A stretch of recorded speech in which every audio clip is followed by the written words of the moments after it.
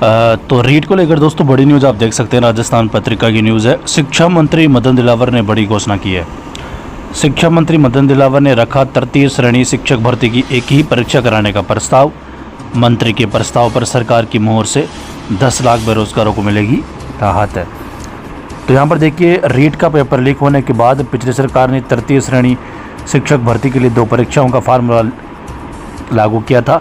सत्ता बदलने के बाद अब शिक्षा मंत्री मदन दिलावर ने प्रथम श्रेणी से 3rd ग्रेड शिक्षक भर्ती तक के लिए एक परीक्षा कराने के संकेत दिए हैं।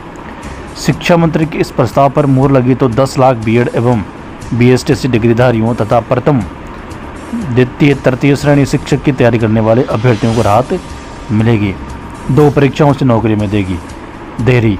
सरकार का मानना है कि शिक्षक भर्ती के लिए 2 परीक्षाओं के फार्मूले से बेरोजगारों की परेशानी बढ़ती है। तृतीय श्रेणी शिक्षक भर्ती की तैयारी करने वाले अभ्यर्थियों को पहले रीट परीक्षा में सफल होने के बाद कर्मचारी चयन बोर्ड की मुख्य परीक्षा देनी होती है। 2 परीक्षाओं की वजह से देरी से नौकरी मिलती है और जिसका असर स्कूलों की शिक्षण व्यवस्था पर पड़ रहा है। वन टाइम रीट से थोड़ी राहत। पिछली सरकार के समय तृतीय श्रेणी शिक्षक भर्ती की तैयारी करने वाले अभ्यर्थियों को वन टाइम रीट पास करने के जरिए थोड़ी राहत दी गई। इससे हर भर्ती के समय रीट देने से अभ्यर्थियों को मुक्ति मिल गई है। यदि सरकार की ओर से अब फिर से रीट के अंकों के आधार पर नौकरी दी जाती है तो अभ्यर्थियों को दोबारा से तैयारी करनी होगी। और यहाँ पर आप देख सकते हैं कई बार बदला तृतीय श्रेणी शिक्षक भर्ती का फार्मूला। शिक्षक भर्ती का फार्म 2003 में भर्ती का जिम्मा जिला परिषदों से आरपीएससी को दिया। 2004 में आरपीएससी ने पहली बार शिक्षक भर्ती कराई। 2009 में निःशुल्क निवासी शिक्षा का अधिकार अधिनियम लागू हुआ। 2011 में रीट परीक्षा हुई। 2012 में आरपीएससी जिला परिषदों को भर्ती के अधिकार दिए। 2016 में आरटेट को खत्म कर रीट के माध्यम से भर्ती कराई। 2022 से रीट को पात्रता परीक्षा घोषित किया। अब रीट व एक अन्य परीक्षा के आधार पर चयन होता है।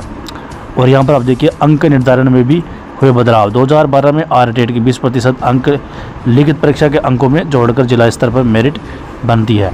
2013 में आरटेट की 20% अंक मेरिट में जोड़े गए हैं। 2016 में 70% रीट के अंक और 30% स्नातक के अंकों को वेटेज दिया गया। अब यहाँ पर देखिए दोस्तों, बड़ी बात, एक ही पेपर होगा, ये क्लियर हो चुका। शिक्षा मंत्री ने बड़ी घोषणा की। मुख्यमंत्री के आदेश पर ये सारी चीज़ें लागू हो जाएगी। ठीक है, आचार संहिता के बाद इसकी विज्ञप्ति जारी होगी। कितने पदों पर जारी होगी दोस्तों यहाँ पर आप देखिए, बड़ी बात क्या है। माध्यमिक शिक्षा में 29,272 पद खाली है और इतने ही पद प्रारंभिक शिक्षा के आप मान के चलो। फिलहाल मैंने लेवल 2 का आंकड़ा इकट्ठा किया है जिसमें 16,000 से 20,000 पद लेवल 2 के खाली है। तो इस तरह अगर हम दोस्तों देखें तो आंकड़ा 50,000 पहुंचता है। साला दर्पण की वेबसाइट के हिसाब से 50,000 प्लस 3rd ग्रेड नई रीट के लिए आंकड़ा पहुंचता है। इसके अलावा इसमें डीपीसी की भी प्रक्रिया जब शुरू होगी उसके पद भी शामिल होंगे। 30,000 पदों पर डीपीसी होगी। अगर 30,000 पदों पर डीपीसी समय पर हो जाती है तो 80,000 पद हो जाएंगे खाली 3rd ग्रेड के। तो ये बड़ी बात है। 50,000 फिलहाल आज की तारीख में साला दर्पण की वेबसाइट के हिसाब से रेट के लिए खाली है। 29,000 पद तो माध्यमिक शिक्षा के, बाकी पद प्रारंभिक शिक्षा के। 50,000 प्लस मैंने आपको बताया, कम से कम 50,000 तो है। तो ये बड़ी न्यूज़ है आज की।